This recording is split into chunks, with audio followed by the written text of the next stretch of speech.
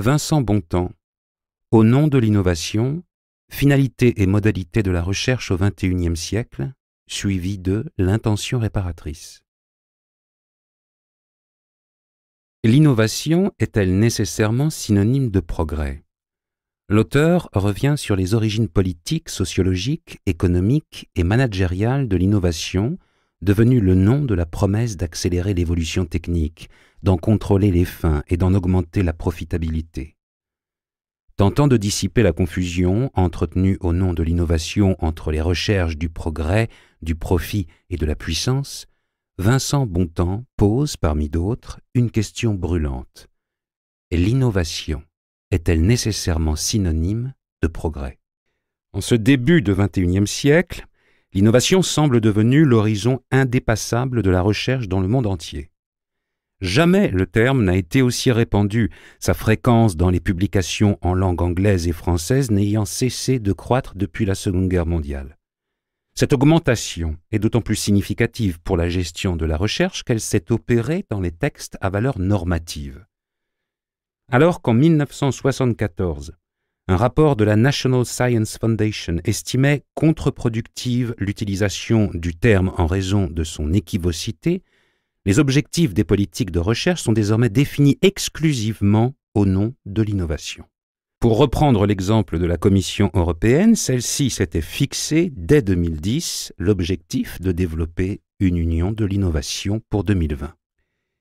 Le document de référence affirmait d'emblée que la compétitivité, l'emploi et le niveau de vie du continent européen dépendaient principalement de sa capacité à promouvoir l'innovation, celle-ci étant également le meilleur moyen dont nous disposions pour résoudre les principaux problèmes auxquels notre société est confrontée et qui, chaque jour, se posent de manière plus aiguë, qu'il s'agisse du changement climatique, de la pénurie d'énergie et de la raréfaction des ressources, de la santé ou du vieillissement de la population.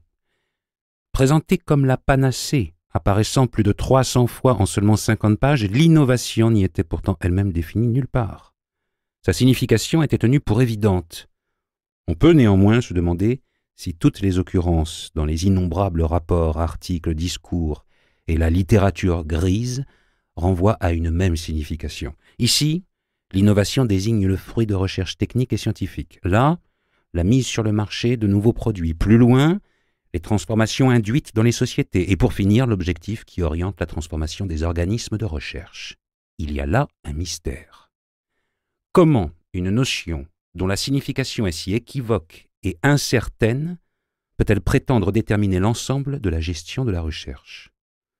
Tout se passe comme si l'appel à innover était d'autant plus efficace que le sens de cette injonction demeurait vague et implicite.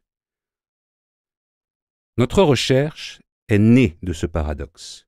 L'innovation est d'autant plus agissante qu'elle est peu ou mal définie. Peut-être est-il illusoire de vouloir lui attribuer une définition valant avant tout par sa valeur sémantique ou référentielle.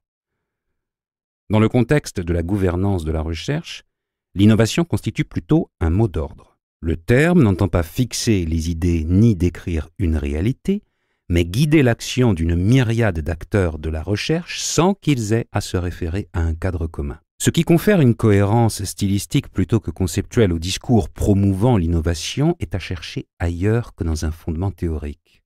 C'est leur orientation.